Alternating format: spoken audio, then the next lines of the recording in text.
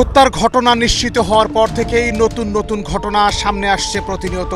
এতে এমপির নিজ বাড়িতে ভিড় করে থাকা স্বজন সহকর্মীদের মাঝে উদ্বেগ উৎকণ্ঠা বাড়ছে প্রতি মুহূর্তে। আমি কালীগঞ্জ পৌরসভা ৬ নম্বর ওয়ার্ড আওয়ামী লীগের। আসলে আমি তো কথা বলতে পারছি না, অত কথা বলার কোনো ভাষা নাই। এই লোকটা এত ভালো এবং এত মিশুক, আমার পারিবারিকভাবে তার সাথে এত সম্পর্ক আমার ছিল, কিন্তু এই লোকটা যেভাবে খুন হলো এটা কখনোই আমরা মেনে নিতে পারছি না। এবং যদি সে মারাই যায় তাহলে তার তো আমরা কিছু আলামত পাবো, হয় জামা পাবো, নাহলে প্যান্ট পাবো, নাহলে তার স্বর্ণের যে ব্যাসলেট ছিল ডান হাতে একটা ব্যাসলেট পাবো, নাহলে আংটি পাবো, নাহলে চশমা পাবো, না জুতো পাবো। একটা কিছু তো আমাদের দিতে হবে যে হ্যাঁ এই লোকটা মারা গেছে, তার এই আলামতটা আমরা আপনাদের দিচ্ছি। কোনো মানুষ করে না এখনো পর্যন্ত। আমরা মিডিয়ায় বা এসে যা দেখছি যে তাকে নাকি মেরে শুলে ৮০ টুকরো করেছে, করেছে, বিভিন্ন রকম কথাবার্তা শুনছি, মিডিয়ায় দেখছি। কোনো মানুষ এমন কাজ, এত জঘন্যতম কাজ করে না। ভারতে যাওয়ার পরে নিখোঁজ হয়েছে। তা পেপারে, পত্রিকায়, টিভির হেডলাইনে দেখছি যে সে মৃত্যু, দেহ উদ্ধার হয়েছে। কিন্তু আসলে মৃত্যু হয়েছে মানে সংবাদ পেপার পত্রিকায় পাইছি, কিন্তু কোনো নমুনা সংগ্রহ করতে পারিনি।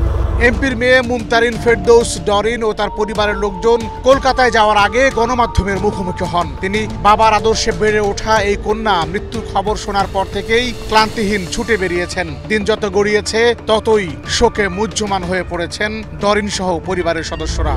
এখন যে ব্যক্তিটার কথা আসছে, যে আখতারুজ্জামান শাহীন, যে ব্যক্তিটার কথা, এখন যে আসামিগুলো অ্যারেস্ট করা হয়েছে তারা নিজে মুখে স্বীকার করছে যে আমাদের সাথে টাকার কন্ট্যাক্ট হয়েছে, আমাদেরকে বলেছে ৫ কোটি টাকা দিবে, আমরা কন্ট্যাক্টে তার সাথে ডিলিং করছে যে আমরা মারবো।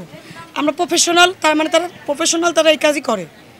তারা এই কেন মারছে, কি করছে, কেন করতে হবে এই বিষয় সম্পর্কে তাদের কোনো আইডিয়া নেই, তারা কোনো কিছু জানেই না। তারা স্পষ্ট স্বীকার করছে যে আমরা জানি না, আমরা টাকা দিছে, আমরা কাজ করছি। কে টাকা দিছে, কে করতে বলছে? আখতারুজ্জামান শাহীন বলছে আমাদেরকে করতে, তাদের বক্তব্য এটা। এখন আমার বক্তব্য হচ্ছে যে আসামিরা যদি এই ধরনের বক্তব্য দিয়ে থাকে তাহলে আমাদের সবার আগে উচিত কি, যেটা আইনের ভাষায় উচিত, যে আখতারুজ্জামান শাহীন যার কথা আসছে মূল পরিকল্পনাকারী, তাকে অ্যারেস্ট করা। আমার বাবা এই জনপদে এতদিন ধরে রাজনীতি করছে। আপনারা কখনো এই এলাকার মানুষ সহ আপনারা খোঁজখবর করে নিয়ে দেখেন আমার বাবা কেমন মানুষ, আমার বাবা মানুষের সাথে কত আপন। আমার বাবা যদি প্রিভিয়াস এরকম করে থাকতো তাহলে আপনারা আগে কেন রিপোর্ট করেননি? আমার বাবা নতুন কোনো সংসদ সদস্য হয়নি।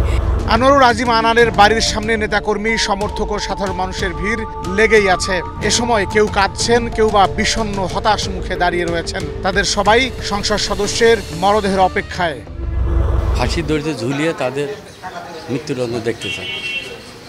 আর এর সাথে যারা জড়িত আছে আর যারা বিদেশে আছে তাদের দেশে এনে সুষ্ঠু বিচারের মাধ্যমে তাদের ফাঁসি দড়ি ঝুলিয়ে আমরা দেখতে চাই সবাই। এটা আসলে কোনোভাবেই আমাদের পক্ষে মেনে নেওয়া সম্ভব হচ্ছে না।